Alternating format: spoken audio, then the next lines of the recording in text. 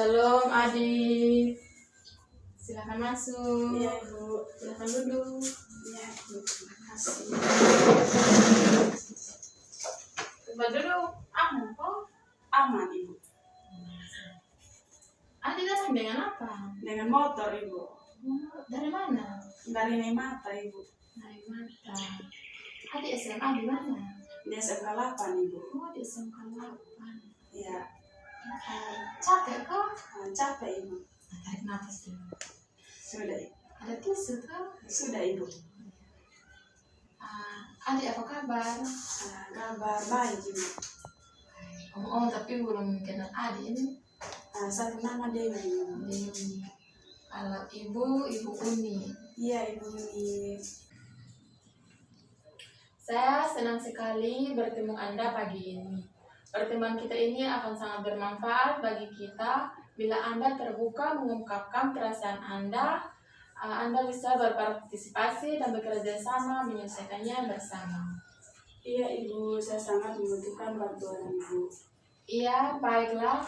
Sebelumnya kita perlu memahami alur kerjasama kita. Saya sebagai konselor Anda dan Anda sebagai klien saya.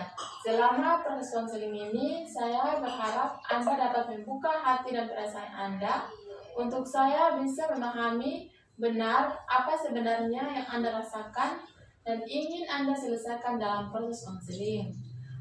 Saya akan menjamin kerahasiaan dan pembicaraan kita dan berharap Anda dapat menemukan makna positif dari pertemuan konseling kita. Iya Ibu.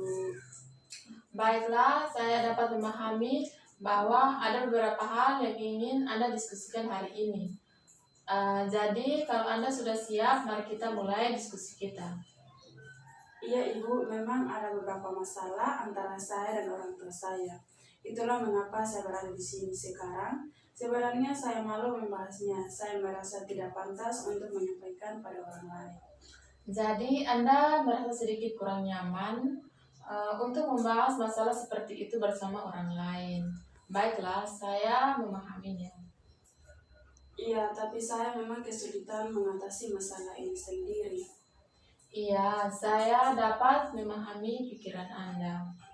Kalau boleh memilih, saya tidak ingin membahasnya bersama orang lain. Namun demikian, saya memahami bahwa saya perlu masukan dari sudut pandang orang lain.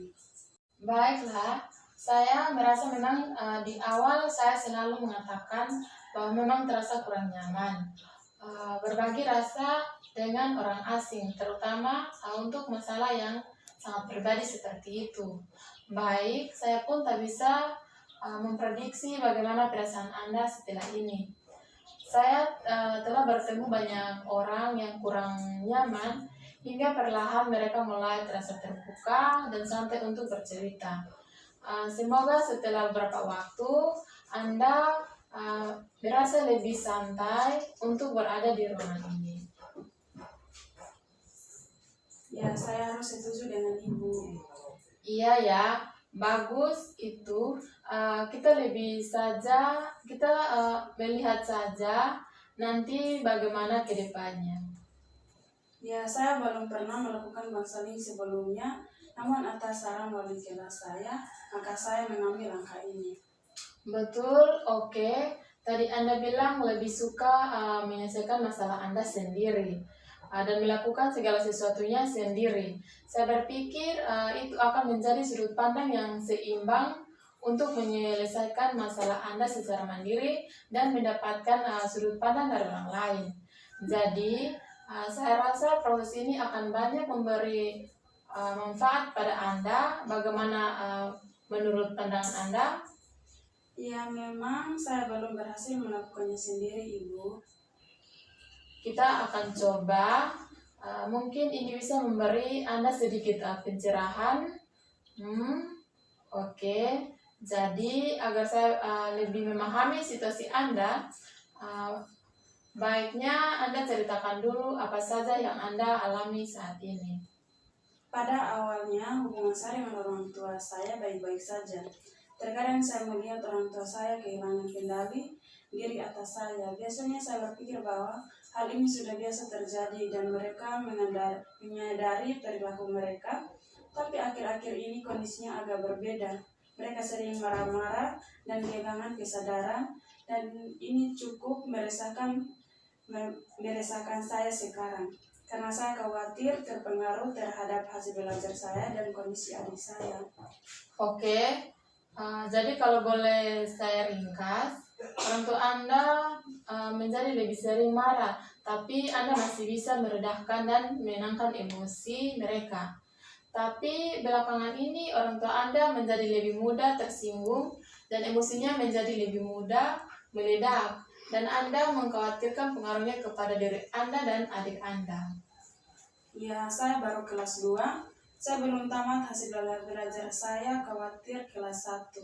Sewaktu kelas 1. Masih bisa saya terima meskipun tidak cemerlang sewaktu SMP dulu. Sedangkan adik saya masih SD. Dan ia akan sangat sulit nantinya jika ia dibesarkan dengan lingkungan yang demikian. Iya, Anda sangat sayang terhadap adik-adik Anda. Anda sering membayangkan kesulitan yang akan dialami kelak. Tetapi saat ini saya merasa bahwa semakin jauh hasrat dan niat belajar tersebut, jadi saya mulai khawatir akan pengaruhnya pada hasil belajar saya. Saat ini apalagi adik saya pun juga masih SD. Jadi memang Anda cukup khawatir terhadap hasil belajar Anda dan kondisi mental adik Anda. Anda mungkin lebih oke, saya bisa atasi ini. Walaupun Anda juga merasa kurang nyaman, tapi Anda lebih khawatir pada adik Anda secara mental. Dan Anda mengkhawatirkan efek buruknya. Setelah setiap hari hanya Anda habiskan untuk menunggu bila tiba-tiba ada ledakan emosi dari orang tua Anda. Benar seperti itu? Iya, saya lebih mengkhawatirkan saya dan adik-adik saya karena ada satu hal, adik saya yang belum sekolah daripada kondisi hubungan kami dengan orang tua kami. Oh ya, oke, teruskan. Jadi penting bagi saya untuk melakukan apapun yang saya bisa untuk menyatukan semuanya. Oke ya. Bagi saya semua itu untuk menyelamatkan mereka, tetapi perhatian besar dan pada adik yang belum sekolah, karena sebelumnya ada beberapa kejadian ketika berhadapan langsung dengan ledakan amarah dari bapak saya, dan sejak itu saya merasa sangat khawatir akan dirinya. Saya terkesan dengan ucapan Anda memperhatikan adik-adik Anda. Anda ingin mengutamakan mereka, Anda ingin memastikan mereka berada di lingkungan yang stabil, dan itu adalah kerja bagus Anda sebagai kakak mereka dan menjaga mereka. Saya hanya ingin memastikan bahwa saya masih bisa berguna bagi mereka, adik-adik saya. Ya, iya. Nampak sekali ketika Anda berbicara tentang mereka. Tentu mereka sangat spesial bagi Anda, sangat penting. Iya, mereka sangat penting bagi saya, Ibu. Baiklah, agar saya bisa memahami lebih lanjut antara Anda dan orang tua Anda, bisakah Anda menceritakan masalah konflik apa yang terjadi saat ini?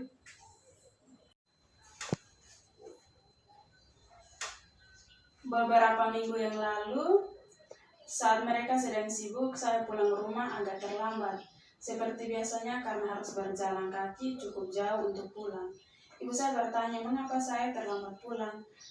Sebelumnya saya menjawab, ibu saya meluapkan emosinya pada saya dan adik-adik saya. Itulah membuat saya sedih. Oke. Kedengarannya memang menyesalkan saat Anda menyaksikan semua itu. Kejadian ini berulang-ulang terus sehingga mereka seperti merasa puas dan situasi yang demikian. Lalu apa yang sebenarnya terjadi setelah ibu Anda mengeluarkan amarahnya itu? Apa yang terjadi pada adik-adik Anda dalam upaya Anda mengatasi mereka? Malam itu mereka nampak tak bisa tidur, masih terkejut dengan kejadian itu karena terjadi kejadian itu beberapa kali, tapi malam itu adalah malam pertama bagi mereka. Iya, oke. Lalu berapa kali peristiwa itu terjadi? Ini berulang episode, kadang-kadang terjadi setiap hari, terkadang seminggu, sekali sebulan. Itu karena alasan yang tak jelas. Dan itu mulai mengganggu belajar saya dan mulai mengganggu adik-adik saya. Oh iya, iya. Itu bukan sebuah lingkungan yang baik untuk mereka. Jadi itu cukup mempengaruhi adik-adik dan sekolah Anda. Anda merasa kurang nyaman saat di sekolah. Apa benar demikian? Iya, saya rasa semuanya berdampak. Saya, adik-adik, dan juga mereka orang tua kami.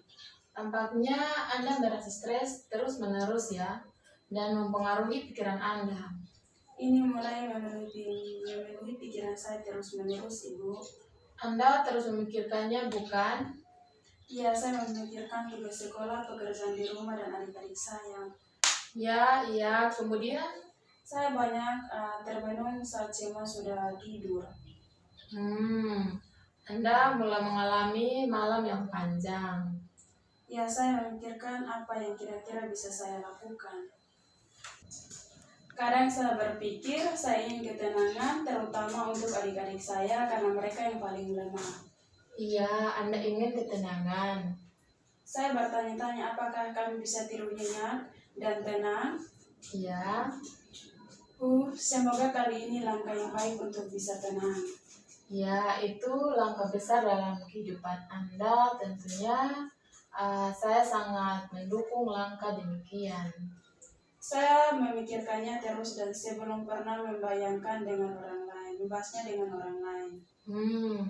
Saya berpikir untuk lari dari rumah saja dan itulah solusinya, Ibu. Ya. Mungkin terkadang menakutkan, tapi saya pikir untuk tidak meninggalkan rumah karena ada adik-adik saya.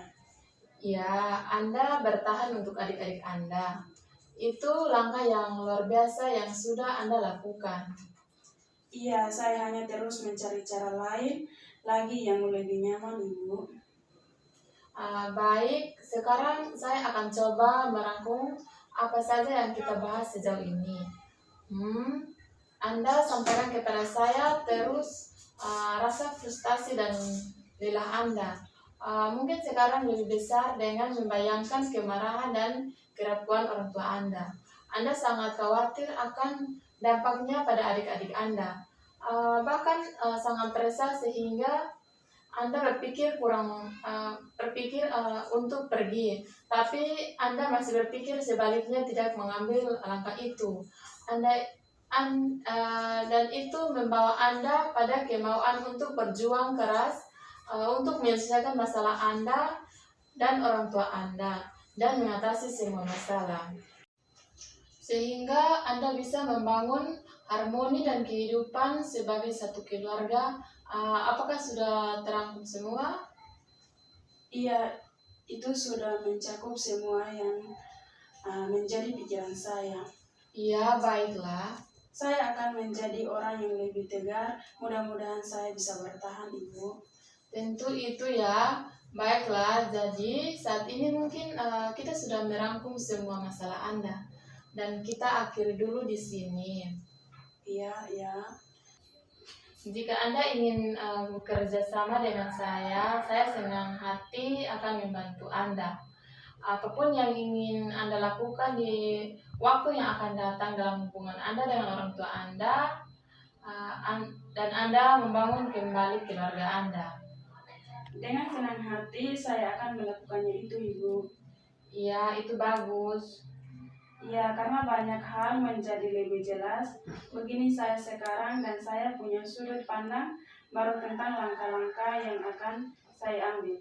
Ya, Ibu berpikir bersama saya berterima kasih pada Ibu. Ya, terima kasih.